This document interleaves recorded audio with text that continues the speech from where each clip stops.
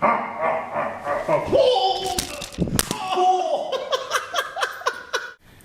guys, welcome back to the show. We made it for a second week. Yeah, indeed. We've already broken one camera. You just saw that a second ago. So, Yeah. Yeah. Why do I always get hit with things, man? I don't know. Seriously, man. Like this is not on. You know what I mean? Like I'm gonna be more, dark than I already am with bruises. Man, I start that shit again. Next week when you get hit with the camera, Bill. But we're back up and running now, so it's good. NBA started, so which was great. Blueberries. Saving some blueberries, hell of that.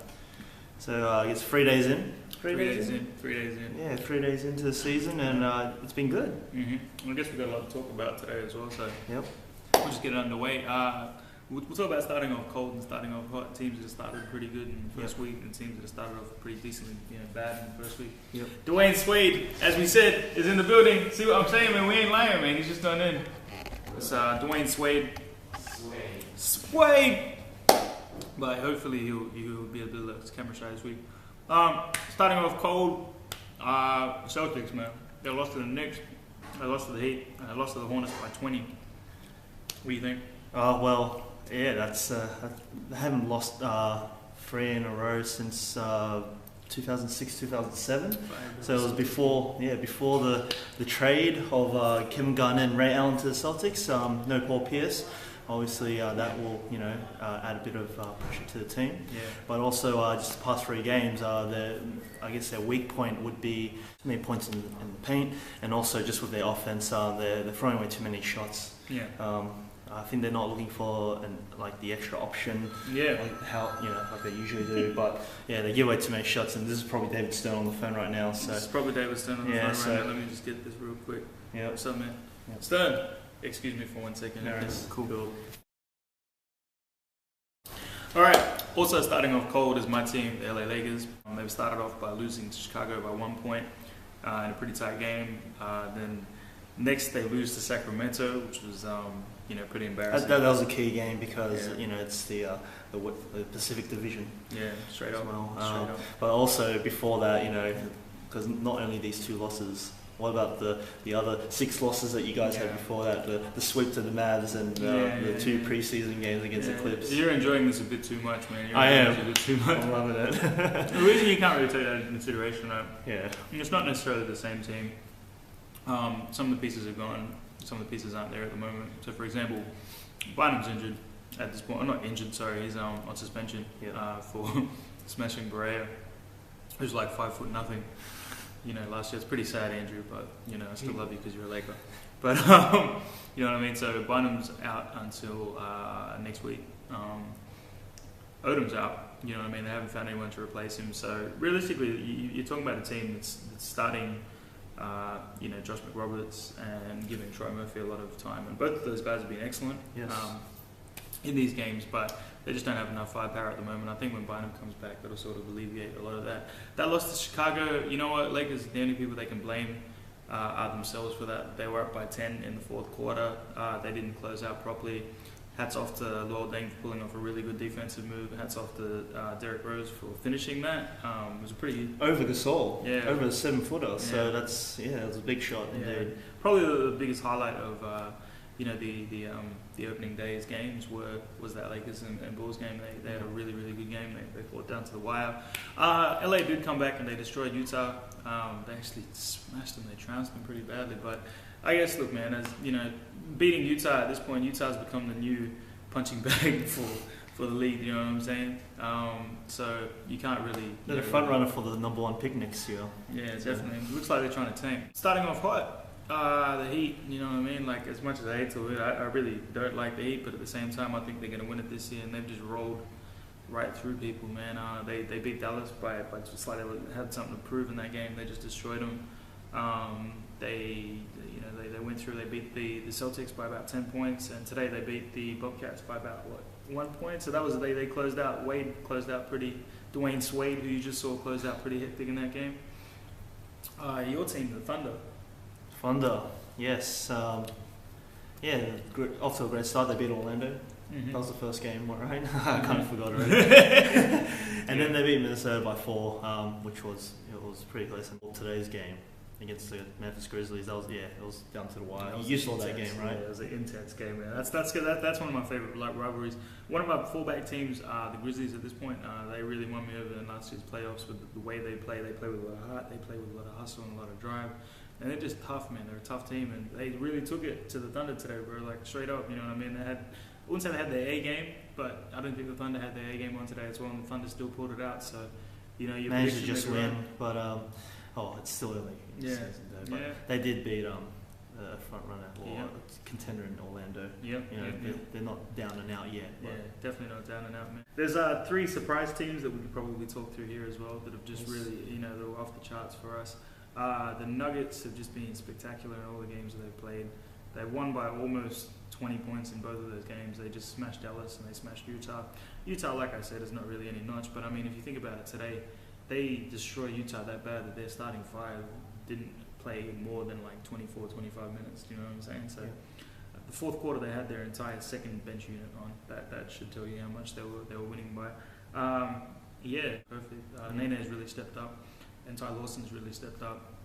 And lucky because I got Nene on my fantasy team, you got Ty Lawson, so you know what I mean. You guys are in trouble. The Pacers, man. I'm loving their start. Just with the bigs, I guess, with the rotation of Hansborough, Hibbert, and David West.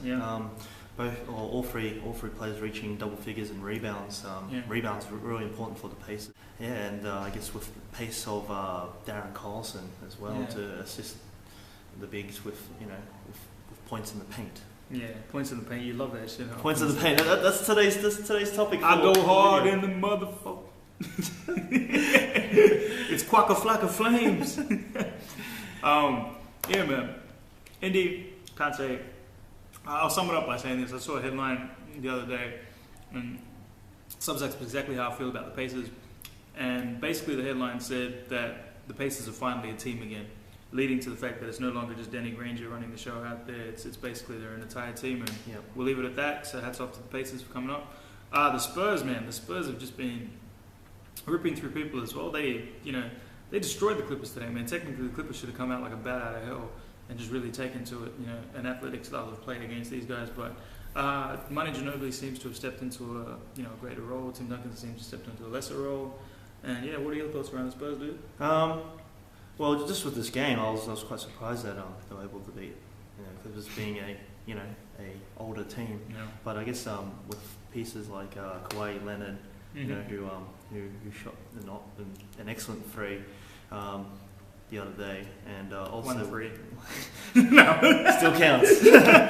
And also Ginobili looks fresh. He's, after several seasons of niggling injuries here and there, he's coming back. And, he definitely looks like a fresh immigrant right there.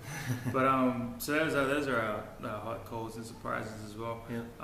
So I guess we'll fade into a couple more things as well at the moment. Let's talk predictions coming up. Yeah. So we're sort of a system where one of us picks a game for each other, and we just got to decide who will win. Sometimes they might be rollovers, sometimes they might be tough games, depending. I ain't giving you no rollovers. What the fuck, man? So, man, the name of this game is 3-on-3. Yep. You pick 3 games, and basically, the winner gets to throw a punch at the loser and connect, and they get dropped. And I don't mean like a real punch. Remember that footage you saw last week? Man, edit the footage to show them what we meant last week. Yes, that's right. All right. So where is the fist? Taking a day off today. Yeah. The fist is taking a day off today. The fist of the North Star is around somewhere. I have no idea where it is. It's probably with Dwayne Swade. But anyway, so my first challenge to you, we got an upcoming game between Chicago and the Clippers at LA. Where are we playing? I reckon Chicago. Chicago will come to play, and they will beat the Clippers. All right. Feelings about that. All right. So my pick to you is Philly versus Utah at Salt Lake City. That's a given, man. Philly is going to take them, out in Salt Lake City, guaranteed. Philly just destroyed the team they played today, which I believe was the Phoenix Suns, by about 20 or so. They've started off hot too, so I'll give it to Philly, man. The game that I got for you next is the Lakers versus the Nuggets. Oh, it's a tough one. Mm-hmm. Lakers coming on the cold streak, and the Nuggets being hot. I reckon. Back. I reckon I'll pick LA. Pick LA Yeah, just their bigs being back and can't hate you for picking LA, but game for me. yeah, my next one's Indiana versus Detroit in Detroit. So Indy versus Detroit in Detroit. Indiana's going to come into Detroit. They're going to start a fight with the fans the same way Ron Artest did back in the day. They're going to beat the shit out of the fans, and after they beat the shit out of the fans, they're going to beat the shit out of Detroit because Detroit really doesn't really have that much going on for them right now. And my game to you is going to be Memphis versus Chicago now. Okay, that's a tough one. I guess Blueberry. Chicago home court advantage. Derrick Rose, he's just on fire, and then I guess Rip Hamilton's just complimenting Rose's play. Yep. Some might say that they've been playing for years, but don't call it a comeback.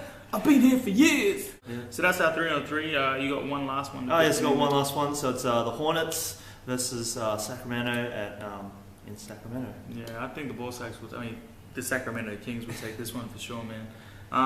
Sac are playing a real run and gun type of game at the moment. They've got the ability to do it. Evans has been off the charts, and man, the other cat, what's his name, man? I just had a mind blank.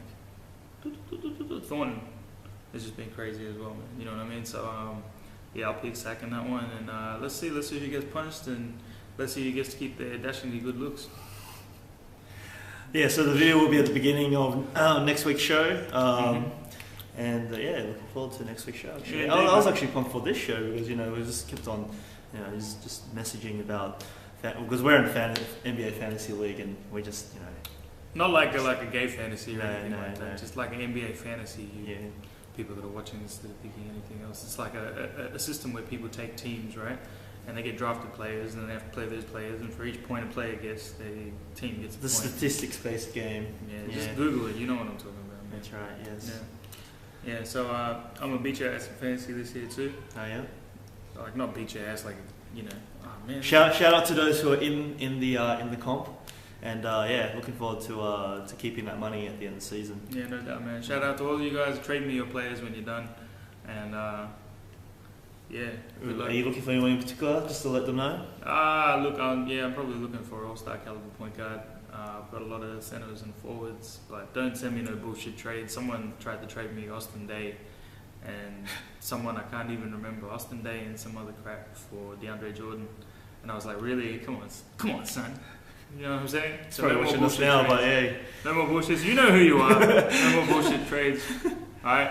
Best of luck. So for now, and yeah, see you next week. Still rock. Y'all know why we did that.